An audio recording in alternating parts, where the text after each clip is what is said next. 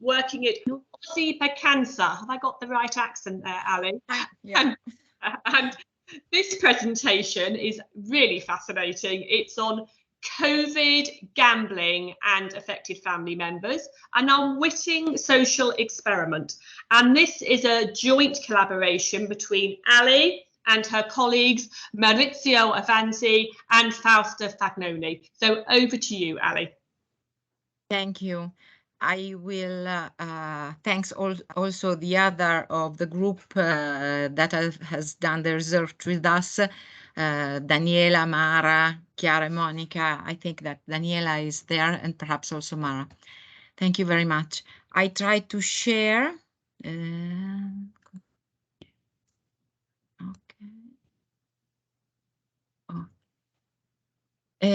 COVID and gambling, an unwitting social experiment. Ali, do you want do you want to put it on full screen? I'm not sure that I can go on with the slides. I try, but I'm not sure. We are going to try. Yeah, excellent. Thank you. COVID and us, Piacenza, gambling and the iceberg project. I will tell you about some research on family members of problem gamblers led in Italy in the province of Piacenza by the practitioners of the Iceberg Project, Cooperativa L'Arco e Associazione La Ricerca, and Sept, Servizio Dipendenze Patologiche, Pathological Addiction Service. For years, we have been trying to support family members of gamblers followed by the third or relatives or of a gambler who refuses treatment. Since 2012, we have been using the 5-step handbook for family members as a guide for our work. In 2018, we attended the AFINet conference in Newcastle, and finally, thanks to COVID, we were able to organize an online training with Jill and Richard to learn how to use the 5-step method in the most correct and effective way. No, it doesn't go. Oh, no. Sorry, but I can't go on if it's full screen. Okay, just go yeah. back. We'll have part screen. Yeah. The power of technology in Italy is always lower than everywhere. COVID from China to Italy, January 2020, first lockdown in China, and we knew nothing, and 2 cases confirmed in Italy. February 21, 16 cases in Codogno, very close to us. 22, one day after, another 60 cases in Codogno, and 2 first 2 deaths in Italy. February 23, some municipal quarantines begin. February 27, Fausta falls ill, I have to say it. March 5, presidential school activities are suspended in all Italy. March 8, Italy is locked down. 11, WHO declares pandemic.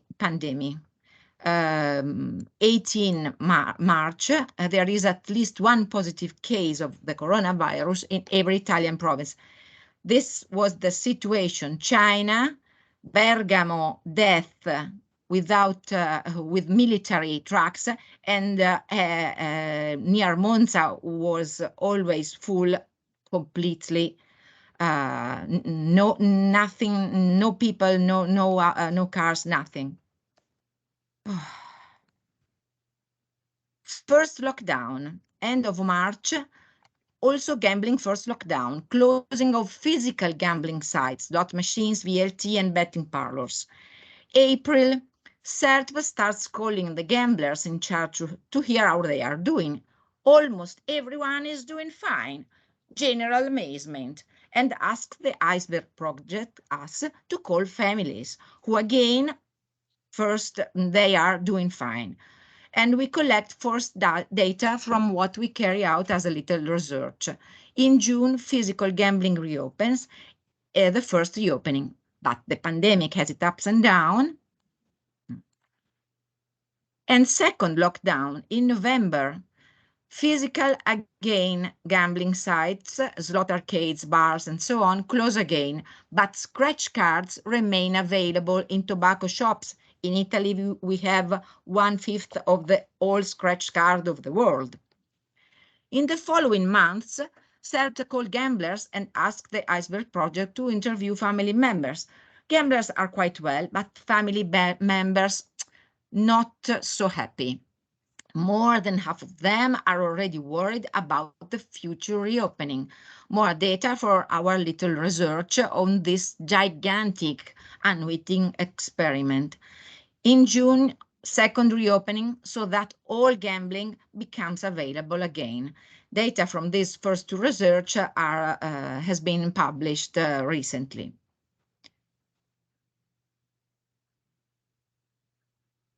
One question remains in our minds. We know how family members felt during the lockdowns, but how are they now?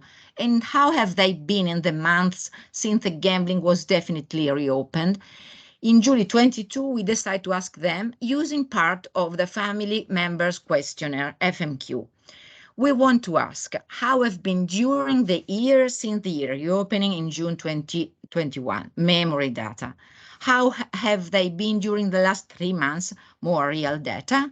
So we also ask some specific questions about the closures and reopenings of gambling due to COVID, asking for a positive or negative rating from 0 to 3. This is our FMQ modified with 2 columns. And these are the questions about impact of lockdowns and reopenings. We interviewed 38 family members, 24 of which had participated in the previous research. 34 females and 4 males, 24 of them had done the 5-step method. Regarding the relationship with the gambler, 9 parents, 1 father and 8 mothers, 16 wives, ex-wives of partners, 6 children, 4 daughters and 2 sons, 7 siblings, 6 sisters and 1 brother. These are our work only to show you how we have collected the data in Excel, and here we work on things. Here is the year after burden, last 3 months, up and down. So we asked for 2 different scores for each question of the FMQ, the year and the last 3 months. Many family members had memories of the first lockdown, but they rated it less than during the first search. And some pointed out the great absurdity of being happy despite fear and hardship. By contrast, almost all of the family members had difficulty in remembering the second lockdown and the second reopening. However, for most of the family members, the burden is lower in the last 3 months, suggesting that the year after the second reopening was very heavy. 10 family members have a higher burden in the last 3 months than in the year after the final reopening in June 2021. 28 family members have a burden in the last 3 months lower than in the year after the second reopening. COVID questions were answered by 34 family members, of whom 1 rated only the second lockdown. First lockdown was rated 0 by 14 family members, positively by 15 positively and negatively by 4. Impact of second lockdown 0 by 15, positively by 12 and negatively by 6. Impact of first reopening 0 by 16 family members, positively only by 3 and negatively by 14. Impact of second reopening was rated 0 by 10, positively by 1 and negatively by 23 family members. This is quite clear. Some thoughts. In the first survey, the relatives responded during the lockdown and many were very happy. In the second survey, taken during the second lockdown, they were less relaxed because they had already realized that with the reopening of gambling, their peace of mind would end. While it was impossible to gamble physically except with scratch cards, almost all their gambling relatives were serene and helpful, but afterwards they seemed to have reverted to their pre-lockdown relational patterns and seemed to feel the call of gambling. The great involuntary social experiment had a very bitter conclusion for the family members. An interruption was not been enough to really interrupt it. In the research we are presenting today, almost all family members had difficulty in remembering the second gambling lockdown and reopening. In this research, centered on the FMQ and completed with a few questions on gambling lockdowns and reopenings, it appears that family members were so bad off after the second reopening that they did not even remember that there had been a second lockdown.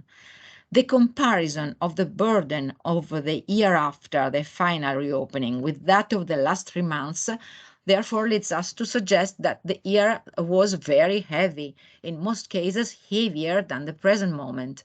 They clearly do not remember the second lockdown and the reopening, but after those two events, their responses to the FMQ reflect in most cases heavier burden than the present. Some family members commented on the interview. We let them do it. It touched us that 4 people who were doing FMQ for the first time said that they had felt less lonely during the FMQ. Others commented on COVID-related events. The first lockdown was terrible for this wife because he was at home with her and she saw that he was perpetually on his mobile phone and terribly distracted.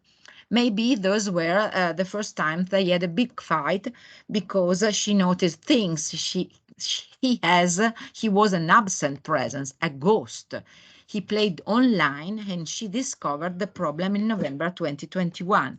The year after the second reopening was very heavy because of this. She felt terrible, she was desperate and lonely because her parents are far away. Now they are doing gambling, couples therapy, and it's okay.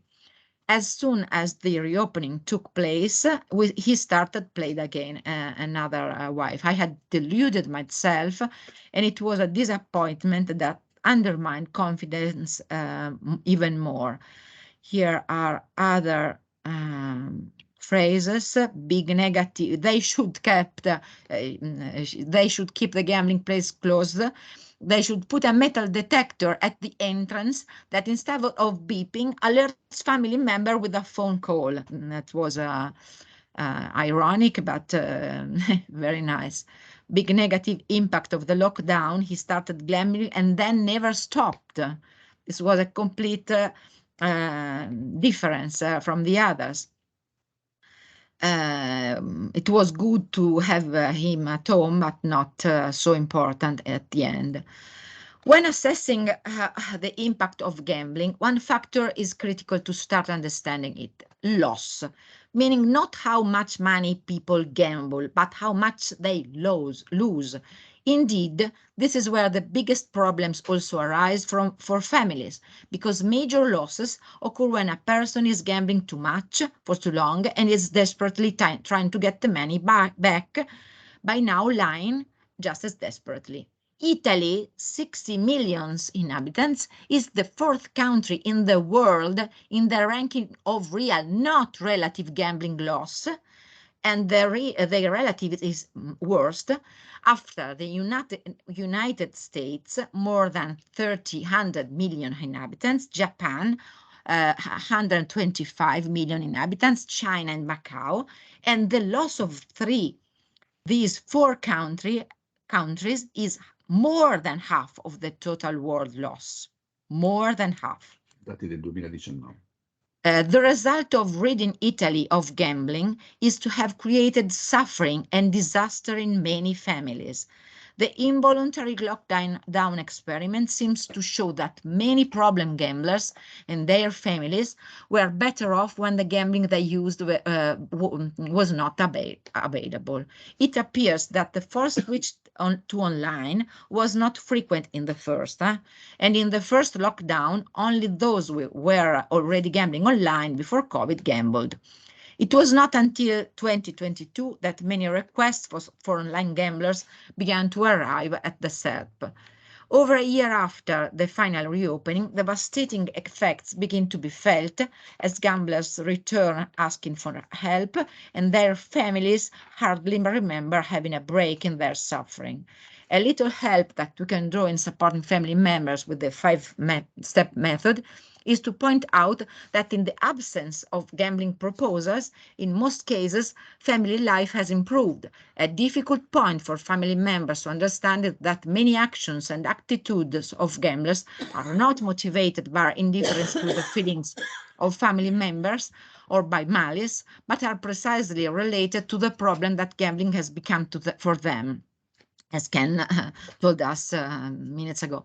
One interruption is not enough to truly interrupt it, but in these interruptions, a family member can go back to seeing his or her relative for what he or she was, or what he or she might become again, and who, within a shell of lies and problems, still is. The person you love and who loves you is still there. Okay, thank you, Ali, very much. It's absolutely fascinating to hear that, because there's a lot of hearsay around what happens, but that's the first time I've heard, you know, some of the facts about what had happened. So thank you very much for that. So over to anybody who has any questions for Ali.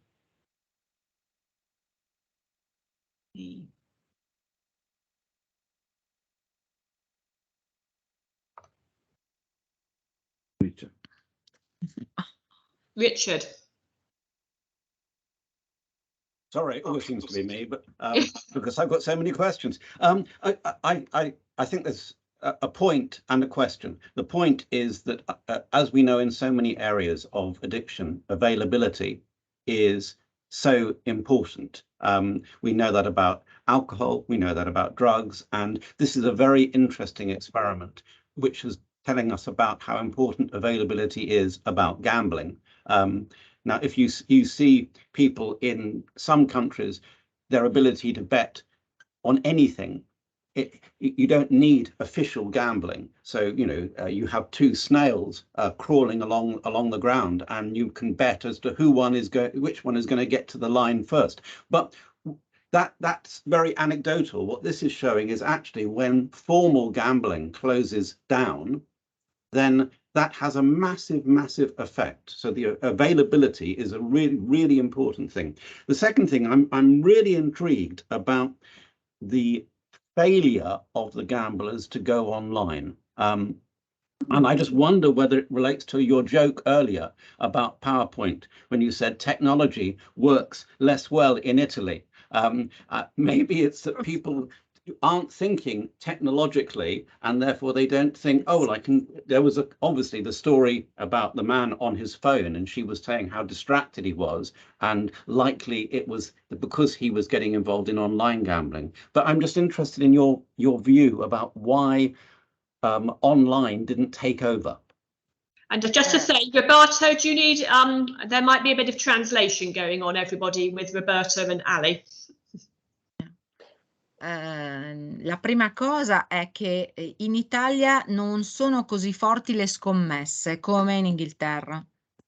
First of all, in Italy, we're not so used to bet as in England, for example. Il nostro problema più importante per quanto riguarda il gioco d'azzardo che fa veramente male sono le slot machine nei bar. Our main concern and what is really harmful in Italy is mainly represented by slot machine that you can find in bars. E nelle tabaccherie e ovunque. In tobacco shops and almost everywhere. Invece nelle arcades, nelle sale slot, che credo si chiamino arcades, devi entrare in un altro modo, non entri per caso. In slot arcades, when you enter a slot arcades, it means because you wanted to go there. It's not just by hazard. Cioè vai a prendere il caffè, compri le sigarette e trovi le macchinette. Because you may decide to pop into the bar to take a coffee or take some, I don't know, some cigarettes. You turn and there is a machine. Giochi il resto, paghi con 5 euro e inizi giocando il resto. Non so il resto come si dice. And therefore you start betting your spares coin, because you pay with €5, you get something back, and you start putting those coins in there. Thank you. That's, I mean, it's really interesting just hearing, isn't it, different countries, different availability. If it's okay, I'm just going to pass over to Jan, who had a question, because we're just going to run out of time slightly. Over to Jan. You're on mute, Jan. You're on mute. Sorry. Thank you, Jill. That was a really interesting presentation. My question is about the fact that most of the family members were female, and in certainly I believe in the UK there's a real increase in women online gambling. I'm interested in whether that's the case in Italy, whether actually there is an increase in women gambling, or whether it's different. No, certo, anche da noi oramai le donne sono 1/3 dei giocatori d'azzardo con gravi problemi, però le donne non le accompagna nessuno ai servizi, arrivano da sole. Also in Italy, women are becoming problem gambler. The only difference is that in Italy, no one takes them to the service. They go there on their own. E invece le mogli, le sorelle, le compagne, le figlie accompagnano, si preoccupano, seguono la terapia, fanno il 5 step, così. Whereas all the wives, former wives, partners, daughters, sisters, usually take care of the gambler. They go with him, they follow his therapy, they do the 5-step method. Sottolineo che degli uomini che abbiamo intervistato, i pochi uomini che hanno accettato, uno è un padre di un altro uomo. So, and I underline that amongst the few men that we managed to interview, because many few accepted to be interviewed, one is a father of a male gambler. E i fratelli sono i fratelli, cioè e gli altri 2 sono figli di un giocatore maschio. And the other 2 are the son of a male gambler again. Okay, thank you. There's just one other question from Doreen. So she's doing some research and says there's a big difference between affected family members living with relatives and ones who are living independently. And the ones living with relatives started to feel a lot better. So she's interested about whether you found any differences, although I know in Italy, isn't it, lots of people live as a family unit.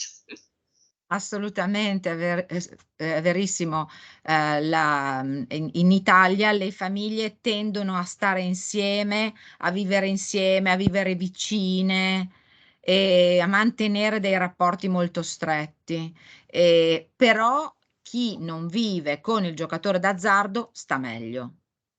Absolutely. In Italy, we have these trends of staying together, flock together, live either all together or anyway close by in the neighborhood.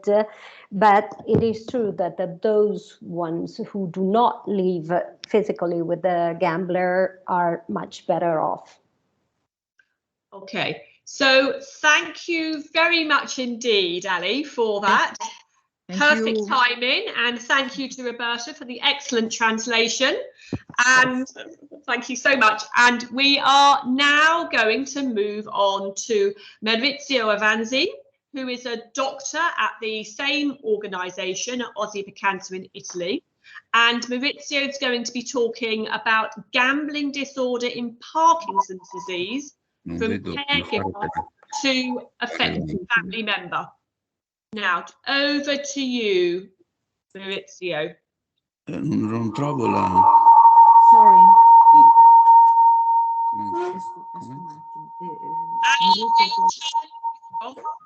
Sorry. Togli un secondo la tua, altrimenti non capisco cosa sto facendo.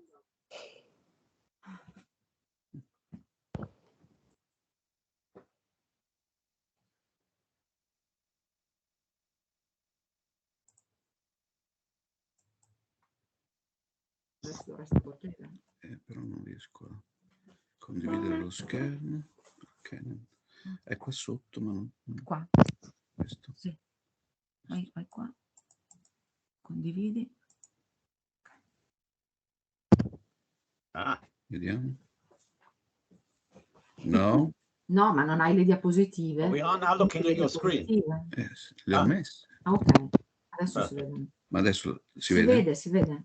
Perfetto. We've got the screen. Excellent. That's it. Perché mi hai fatto togliere. Adesso. Che poi interrompi. Oh, now we've lost it.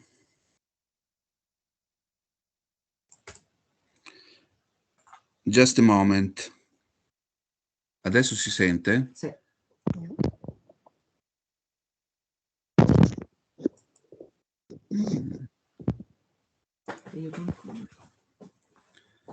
Allora, qua cos'è?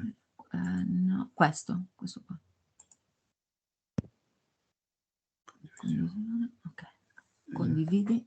Vai, condividi qua. Condividi. Okay. Non si vede, non si vede. Sì, un attimo. Non hai le diapositive, apri le diapositive. You can see? Yes, we can see. Can you see? Sì, ma Yes. We can see. Okay. Okay. Good morning, everyone. I'm very pleased to be here. I am Maurizio Avanzi, and I am responsible for the treatment of gambling disorder for the Department of Mental Health and Addiction in Local Health Unit of Piacenza, Italy. I prepared this paper, Wife of Gambler with Parkinson's Disease, from Caregiver to Affected Family Member, a case report, with Alessandra Bassi, Fausta Fagnoni, and Daniela Capitanucci. Well, get to work. Lara came to our service in December 2014, accompanying her husband Alessandro, a gambler with Parkinson's disease, diagnosed in 2009 when he was 44 years old. They were referred to us because he started spending too much money, initially on scratch cards and now on slot machines. Lara lives with Alessandro and their 40-year-old daughter, and Alessandro is being treated for Parkinson's disease with dopamine replacement therapy. To me, Lara is the caregiver, the person who can cooperate to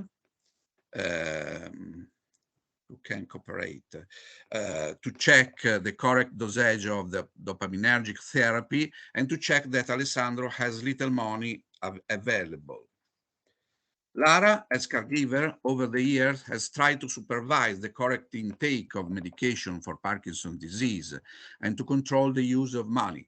However, Alessandro has always taken the drug therapy on his own, continuing to increase dosages of dopaminergic drugs during the whole day. Controlling money has always been a very frustrating part because Alessandro gets money in advance at the bar and from people he knows, who then ask Lara for it. For a long time, Lara dealt with Alessandro's gambling disorder alone, ashamed to talk about what was going on at home. She has now agreed to turn to social services to ask for help for Alessandro's care, which has inevitably become much worse.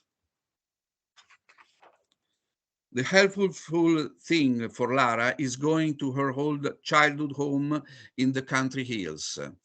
During the last lockdown caused by the COVID-19 pandemic, she went to live in that house. Actually, she left Alessandro for 6 months, and her daughter also went away to the university. This was Lara's way of claiming her autonomy and cornering Alessandro, who does not accept the help of a family career. However, every morning before going to work, Lara stopped by Alessandro to help him get up and give him his 4th dose drugs. In July 2021, Lara went to a lawyer to apply for separation without ever proceeding. From February to May 2022, Lara did the 5-step journey with a practitioner of iceberg. When the diagnosis of Parkinson's disease made at a young age, 2 things happen. 1, often the person does not accept the diagnosis.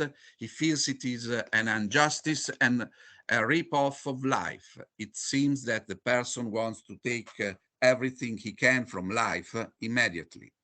2nd, the person does not want to make it know that he is ill and increases the dosage of drugs, thinking that this will help him to hide the situation. But increasing the dosage of dopamine replacement therapy increases arousal, which makes it easier when exposed to gambling to be attracted to it.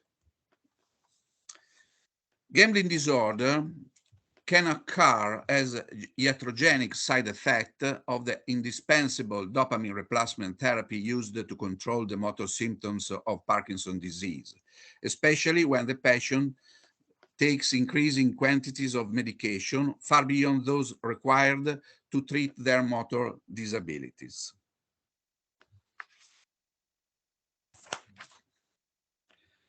In 2004, we reported the first Italian cases of pathological gambling in patients with Parkinson's disease. To assess the prevalence of gambling disorder in patients with Parkinson's disease, we did this study with the University of Bologna, and it's possible to verify that the prevalence of gambling disorder is about 6%. In 2013 and 2014, we offered a support group for 6 patients with gambling disorder and Parkinson's disease and their 11 caregivers. This experience led us to understand the deep discomfort that these families were going through. Their caregivers felt betrayed, without trust, and had no more control on their own lives. It seems evident that caregivers needed to be attended at least as patients themselves, but at that time we didn't have a method to do so. The optimal tool came to us after training with AFINet on the 5-step method. Lara's suffering was evident. For years, we struggled to persuade her to accept the opportunities available for family members, such as short counseling pathing group. Over 3 years, Lara has only gone to 1 group meeting. In the meetings with her husband, service practitioner, Lara only ever talked about Alessandro and how he was, without devoting any space to herself. It was a momentary outburst for her to let out some of her anger and frustration and then get back to her struggles. In 2019, Piacenza Addiction Public Service financed the Iceberg project. And in 2021, Iceberg did a training on AFINet's 5-step method. Finally, after being asked for a long time, Lara accepted to participate in the 5-step journey. Step 1. Lara talked about all the years of struggle. Lara described her situation like this. It is a great fatigue, physical and mental fatigue. And then Alessandro drives at night when he could not because of the restriction they gave him at the licensing commission. She is very afraid that Alessandro will hurt someone in the car. Then she has daily anxiety about gambling and that Alessandro will continue this. She is tired, but she cannot sleep. With the diagnosis of Parkinson's disease, the load was immediately on her. Now she wants to be able to support her daughter through university also financially. She is also angry because Alessandro rejects Parkinson's disease. This is more important. At the end of step 2, Lara tells the practitioner that information about addiction has helped her. Although she still thinks that Alessandro does not try hard enough, and he is in part guilty and responsible. Lara is exhausted by Alessandro because he keeps gambling, asking around for money. Lara thinks that if Alessandro had not been sick with Parkinson's disease too, she would not have stayed with him. The illness helps her to help him. However, it does not take all the blame away from him. Lara is worried because Alessandro never wants to follow therapist instruction. Even when he was in a therapeutic community, he clashed with everyone. For Lara feels an immense pressure. Lara continues to oppose Alessandro for gambling. She herself sees no advantages or results of counteracting him. It only gives her some relief that backfires. Relief in the immediate, but immediately cancelled. Lara always wondered how Alessandro would react if she was indifferent. Lara usually stands up to Alessandro and tells him that he just can't help making others feel bad. Her daughter tells Lara that she never thinks about herself. For example, she has not made her checkups for 2 years for various physical problems she has. She will never be able to convince him to do things and she is exhausted by trying to do so. Lara keeps scolding Alessandro for a lot of things, the illness, the treatment, the food, the disorder, the attitudes. The advantage of lecturing is that she does something to help him. The disadvantage is that she feels accused of lecturing. Lara identifies the people around her as a support network and evaluates them.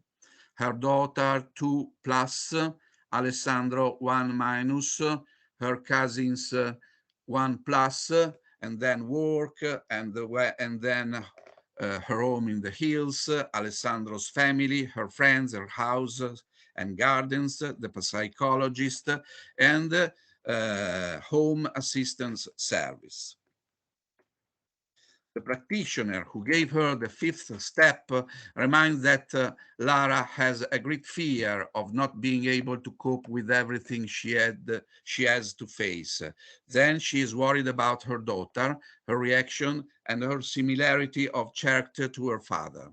The information Lara received about addiction helped her realize that certain things Alessandro does not to do on purpose.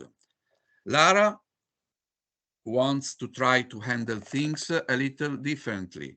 In various situations, she wants to behave in a more tolerant or withdrawn manner. She is more aware of the people she relies on and knows how to ask for help. With respect to her needs, she needs a support administrator for Alessandro and will resume talks with the psychotherapist. FMQ and burden. Lara's burden score of the FMQ family members questionnaire dropped from 34 to 20 in just a few months. But in September 2022, an operator repeated the FMQ referring to the last practitioner, not an operator, to the last year, and the last time 3 months.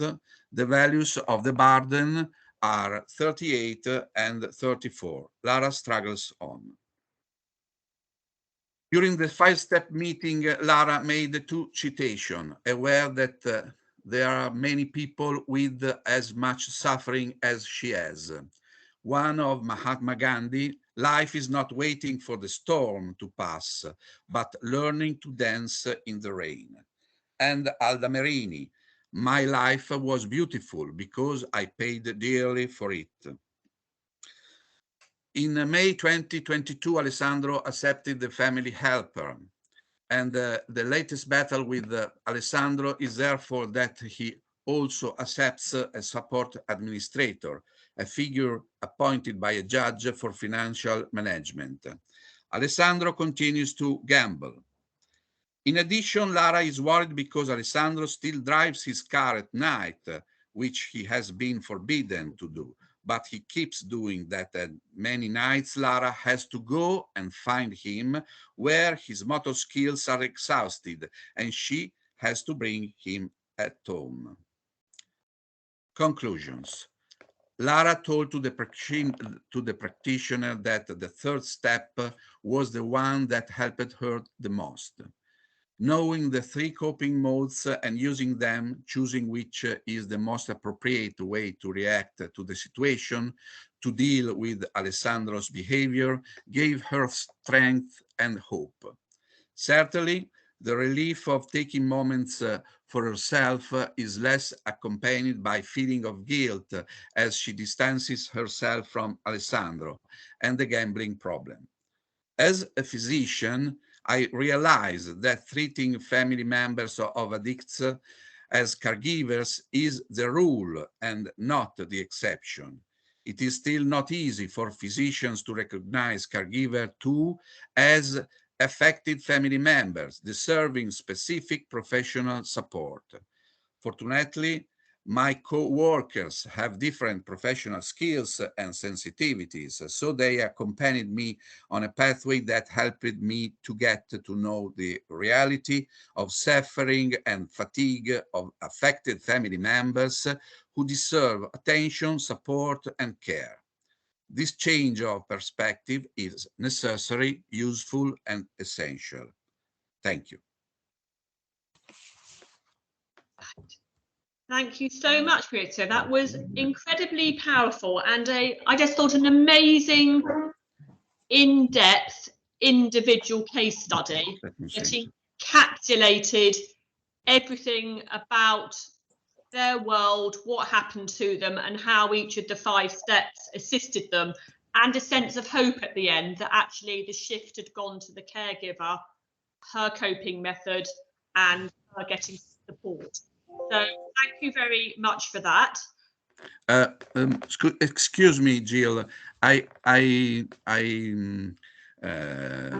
don't hear the first part of your intervention. Can you repeat, please? Thank you. Yes. Oh, okay. Okay, and if, I think yes. Do you want to? I think you might need to stop sharing your screen. Okay, so what I was saying is I just thought it was very powerful and a fantastic in-depth case study of what happened to the affected family member and the shift for her in going through the 5 steps and what helped her. So I thought that was absolutely excellent. So thank you very much for that. So just a couple of minutes to see whether anybody has a question, and it was most probably quite a revelation for people about the effect of the drugs and the association with the gambler. Let me just see if there's any questions here.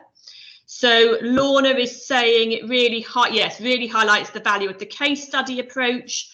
which we probably don't use enough. It highlighted all the complexities, and it highlighted that changes can be made, even though for some people it can seem, isn't it, very hopeless for the affected family member, completely hopeless. What's going to happen? That really showed the value of the 5-step process.